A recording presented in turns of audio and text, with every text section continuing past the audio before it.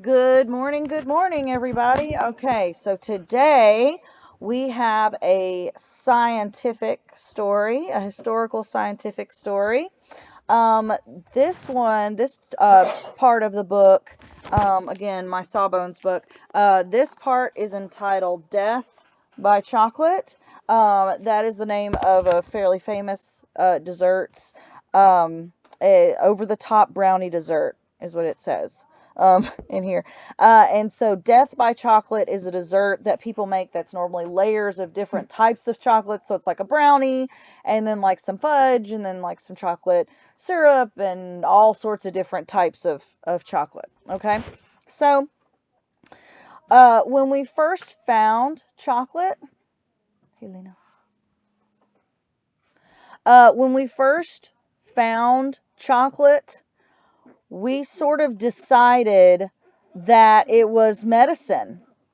Um, did you realize that they actually back in the 1400s, which is what we're talking about now, the 1400s BCE, that they were actually making chocolate beverages like hot chocolate, what we would consider hot chocolate, the original version of that was being made back in these ancient times.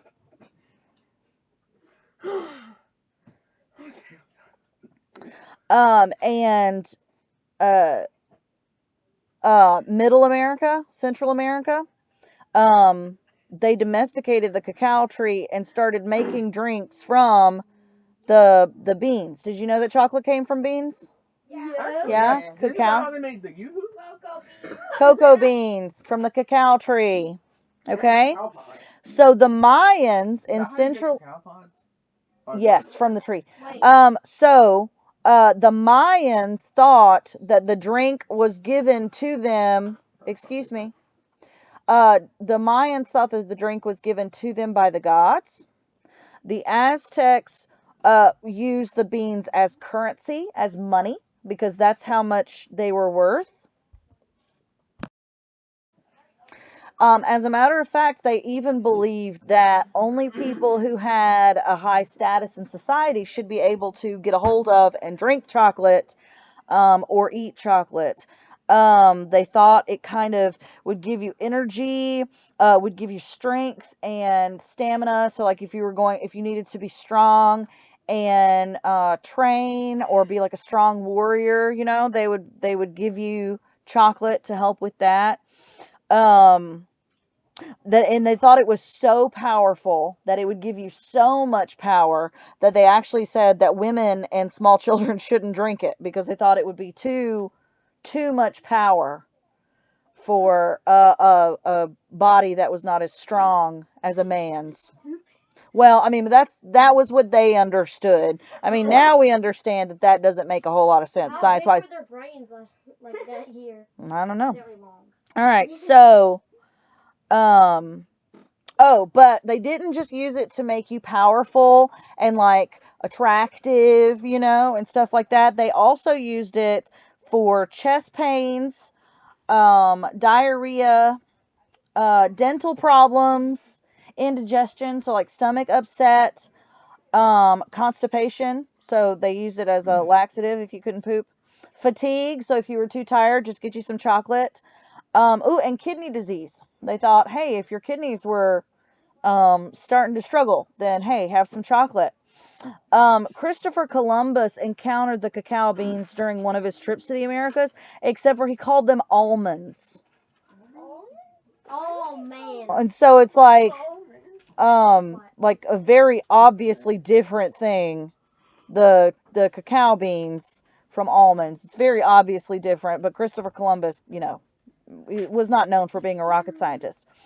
Um, we're not 100% sure, but we actually think that Hernan Cortes might have been the first European to encounter chocolate, but we're not sure who brought it back to Europe.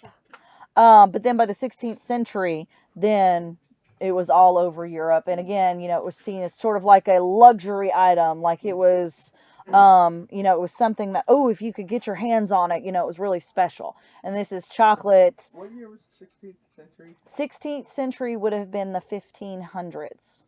So like 1492 was when Columbus was exploring. So then in the 1500s after What that, century is it now? we are in the 21st What is century. the Did 22nd you know century? people lived in the 100s? 100s, like way back then. 100s. Yes. Like, That's who we're talking about right now, is like, people that some lived in people history. on the first day. That was Adam and Eve, the first year. Of Yeah. The whole Okay, so let me get back on task, okay? All right. So, remember we talked about the humors? Do you guys remember that story? I know you don't. You were here. We had the 4 different types of liquids in our body, and they had to stay in balance, right? Yes, we talked about it. Okay, so there was also belief, we talked about this a little bit too, that not just the humors, but you also had like a climate that you were supposed to maintain. Babies were hot and humid, young adults hot and dry, adults cold and dry, old people cold and humid, which doesn't make any sense. But again, this is how they thought people worked. So, in order to restore balance to your system, you just ate or drank something that's the opposite of whatever you have going on. So, cocoa was seen as a cool and dry drink. So, if you had a situation where you were too hot and you needed to cool down, they would give you chocolate. Or if you were too humid, which that doesn't even make any sense to me as I'm saying it. So, if you're too humid, then the chocolate would dry that out for you. So it would balance out those humors in that client. What if you were like too cold? Would they give you chocolate? Probably, honestly. Oh, If you're bleeding out also of the nose, just get chocolate. they said that chocolate alone could treat like your internal organs. So, like when you were sick, Is that still a thing? And then they mixed it with different things to treat different ailments. Is that still a thing to this day? It is not. We use chocolate to flavor medicines, but we don't use chocolate as a medicine. So, like, it's how they use gummies. Now, one of the things that they did get right is that they realized that if you added chocolate to someone's diet, that if people thought they were underweight or too skinny, that if you added chocolate to their diet, that they would gain weight. So we knew that, and we know that now. Like, we know if you sit around and if you eat nothing but chocolate, it will make you gain weight, right? Any food except fruit or anything can make you gain. No, any food will. Fruit makes you gain weight. Fruit's full of sugar. But I thought or vegetables. But what if if you work out, that turns all the fat into muscle? Not all of it, but anyways, this is how they saw a way to treat people who felt like they were too skinny or underweight. This was another way that they could make it into medicine. So, and one thing, that if you didn't have a fever, but you weren't feeling so great, they would mix up a drink with sugar, cinnamon, vanilla, cloves, anise, which is like a spice kind of thing, and chili powder to cocoa, and make it into a drink. So chili powder to make it have a little bit of a spicy kick, and they serve it as a warm drink. So picture it like not just hot chocolate, but hot chocolate with some other spices in it. It really does sound good to me, except for the chili powder. Yeah, I would not want the chili powder, but all the sweet stuff, sugar, cinnamon, vanilla. Yeah, so I got over my allergy to garlic. Not the subject of garlic. Oh, okay. So, allergies, bro. This view of chocolate as a medicine was controversial, actually. Can you believe this? It was controversial because religious groups started immediately saying that chocolate was not the answer to everything, and you should only use it under a doctor's supervision. And so in response to this, the doctor said, okay, well then we'll just prescribe it more. So we will describe it if you have swelling, if you have too much fluid, take some chocolate. If you need to cough some phlegm out of your lungs, take some chocolate. And if you wanted to make sure that those feelings of being sick, where you didn't really have anything wrong with you, but you just kind of felt, non-specifically sort of ill or unwell, they would mix up some chocolate with some other things for you, and they would tell you to feel better. Feel better, Let's see. Yeah, you could gain weight, you stimulate the nervous system, and you improve digestion. In the 16th century, Grand Duke Fernando I de Medici claimed chocolate was great for excess gas. So if you had to pass gas too much, take some chocolate. By the 17th century, its use had spread even further and for more conditions. As one 17th century French doctor wrote, the use of chocolate is for exciting and strengthening.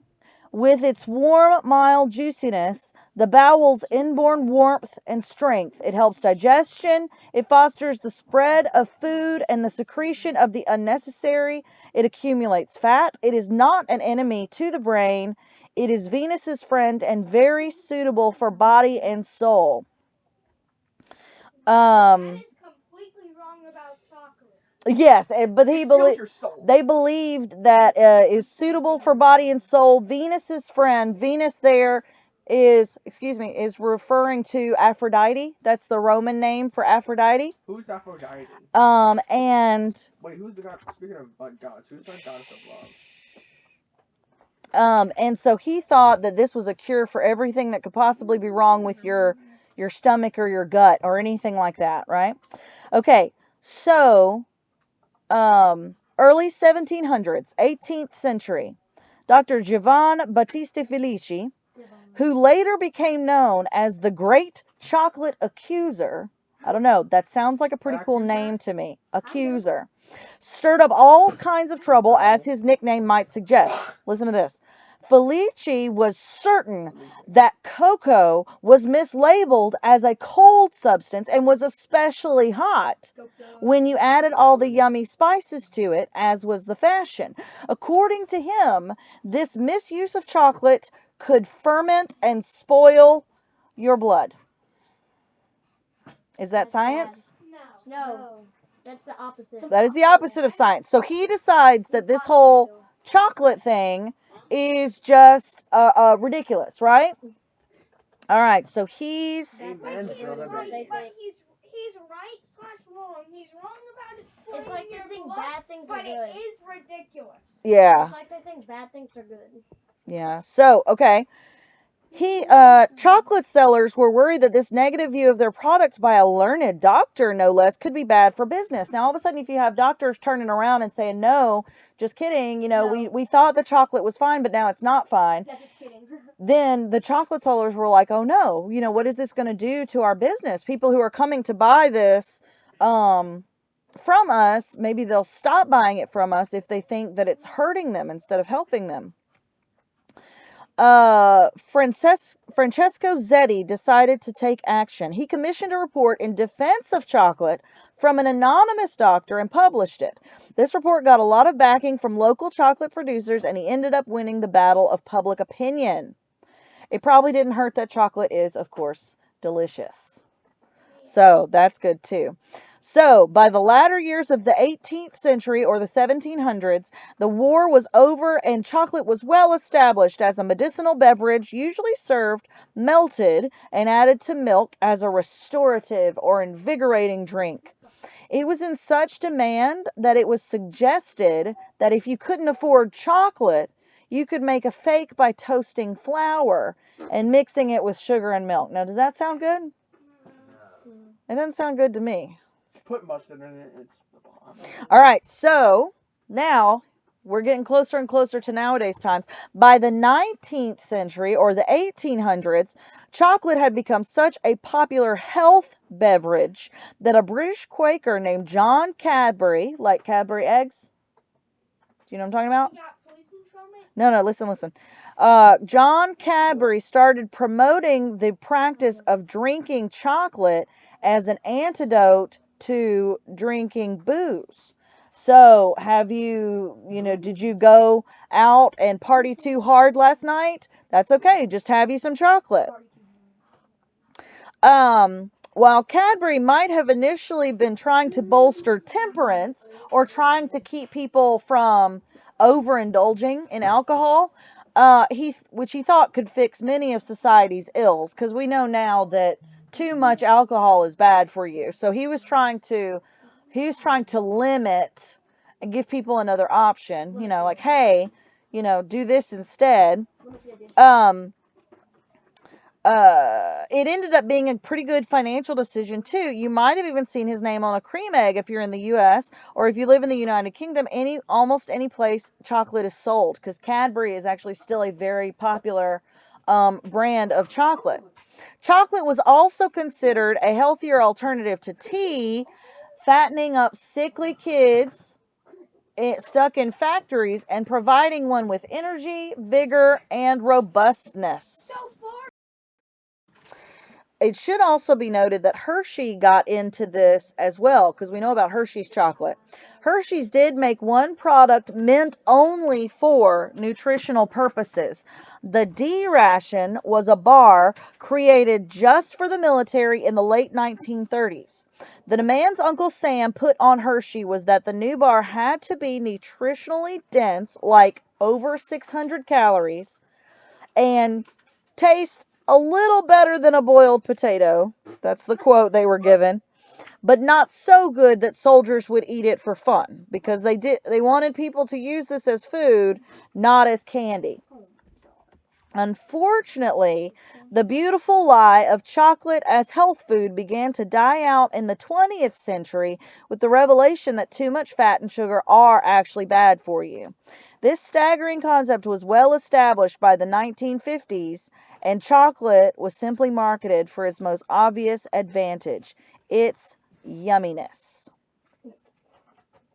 Okay, so the only thing holding chocolate back really was the method of consumption. At this point, chocolate wasn't shelf stable, so it couldn't be stored for long times without going bad. Melting it into milk was kind of cumbersome and time consuming. So then in 1828, we have Casparus von Houten, I'm not sure how to say that, a Dutch chocolate maker, invented a way to remove the fat from the cocoa beans. And then he created, from those, a step further, he created a powder that was sweeter and mixed with water instead of melting it into milk. And so that was Dutch processed chocolate. Okay? And so this means that he could store it for longer, because he's taking some of the spoily aspects of the chocolate out, the fat and all that. And so then he can also, using the powder, he can also work with it a little bit easier. So then we have health chocolates like Dr. Day's Chocolate Tonic Laxative and Hauswalt Vigor Chocolate. So, so, um, what we have now is we have chocolates that are being packaged up and stored, sold in stores for vigor specifically, or for a laxative specifically. Um, and let's see. Even chocolate products that were sold for enjoyment and not medicinal benefits were billed as being good for you. The Heath bar was advertised as a health food using the slogan "Heath for better health." And so that came around in the 1930s. And at this point, Milton Hershey also came to the forefront of chocolate sales in the United States. So we talked about John Cadbury, that he had started making lots of chocolate in the UK. And so Milton Hershey over here became our known face of chocolate. What was it? Who named the Hershey's company? Milton Hershey. He's buying chocolate. Yeah. So they know now that we do have some medicinal benefit to chocolate if it's used in moderation and if it's not processed with a lot of sugar and stuff like that. That is false. But the idea of chocolate as a medicine as opposed to just chocolate as a flavor for a medicine, we know that that's not a thing. That chocolate by itself is not a medication. Because we went through the history of all the different things we tried to use it to treat, and it didn't actually do any of those things except for help people gain weight. We did figure out that that was one legitimate use of it. All right, so you know the drill. Watch the video, comment below, and let me know what you thought of the history of chocolate. See you guys later.